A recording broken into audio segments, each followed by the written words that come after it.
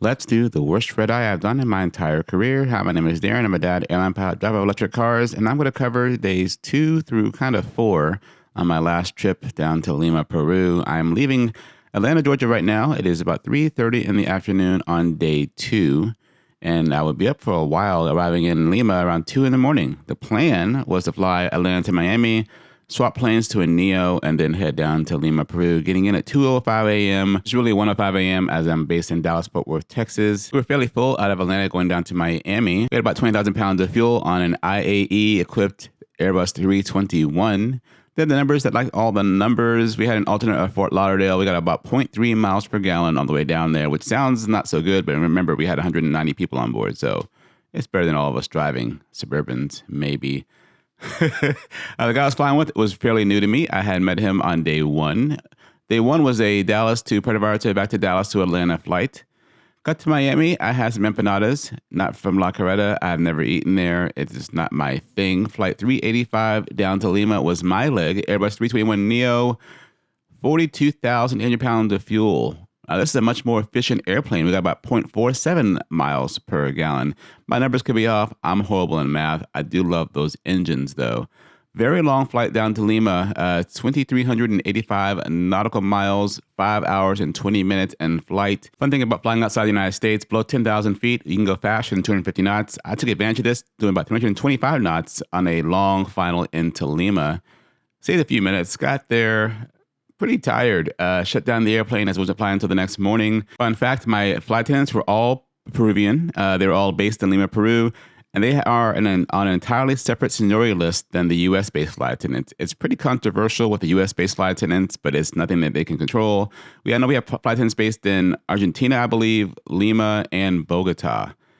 Headed out to the bus. This is a very unique van. At 3 in the morning, there's not much traffic in Lima, thankfully. It's only 9 miles to the hotel, but lots of small rows and turns and yada, yada, yada.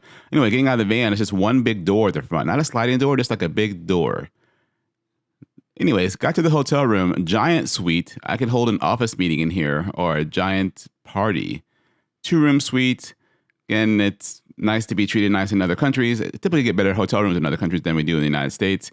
Next morning, I had the free breakfast. They didn't have any papaya, and that's my judgment on a good breakfast or not, if I have papaya or not. They had pineapple, but no papaya. Now let's get to why this was a horrible red eye. If you've been following the timestamps, I got in at 3:30 in the morning. I'm up again at 8 in the morning.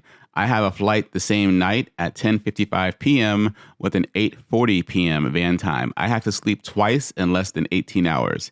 That's pretty hard to do. Thankfully, the city of Lima is very walkable. I walked several miles that day out to the coast, found a nice place for lunch, and right now the exchange rate is really good. I had a burger, fries, and a nice lemonade for like $11 US. Really, really cheap and a great view, even on a nice day that's overcast, so not that nice of a day. After my lunch, I did go walk a little bit more and went to a grocery store, get some snacks, lots of carbs. I carb up before my red eye to help stay awake. And again, the exchange rate's pretty good. I did have an issue checking out because I didn't understand the self-checkout in Spanish. I know bad Spanish. I'm very sorry. Back to the room. And then I got ready for my nap. Again, before I go to go to bed, I try to pack up the room as best I can because waking up from my red eye, a little groggy, right? So I get the room all packed up so I have minimal stuff to get ready for. And I went to bed. Again, this is 3 in the afternoon, and I'm going to bed. I do use a weighted eye mask to help block out some of the light and a little bit of pressure on my eyes to help sleep. And then that's it. I woke up around 8 o'clock, had my carbs, my fruit, my juice, my coffee, and we head downstairs for the 8:40 van to the airport. Now, here's a question for my crew members. Is the van time the butt-in seat time, leave the room time, or walk out the lobby time? For me, it is butt-in seat time. I go straight to the van. If I don't see you in the lobby, I go straight to the van. I was waiting in the van at like 8:38. No captain. Hey, Taco Bell. Yeah, anyway. Waiting to look for the captain, didn't see him. He was in the other lobby at like 8:42. I'm like, dude, it's 8:40. It should be in the van. Anyways, again, I never missed a van. 8:40, we had a 9:55 p.m. showtime. Yeah, we're leaving the hotel an hour and 15 minutes prior to my showtime. It's going to be a long night. Again, it's only like a 9 mile drive, but even at this time of night on a Sunday, there was kind of traffic getting to the airport. This traffic at the airport was worse than LA traffic at the airport. It's a very, very, very busy airport. Went inside, saw our flight attendants, different flight attendants, also based in Lima. They directed us to the correct way to go. I haven't been here in about a year. And then one of the worst things I can see before clearing security, because our check-in desk is right by, yeah, you see it, Dunkin' Donuts.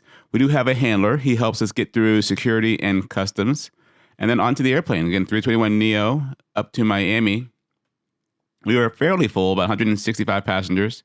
We're getting 0.48 miles per gallon on this flight. It sounds bad, but again, that's 180 people or so. So it's not horrible.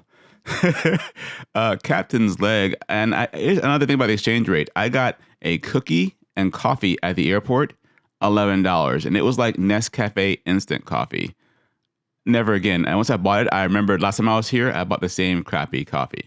It is neat flying south of the equator. I've flown south of the equator twice, to Lima, Peru a few times, and to Guayaquil, Ecuador. Long flight, and before every flight, even the short ones or long ones, we always review all the legs, all the steps, make sure that everything in the box is jives with what's on the flight plan and the clearance.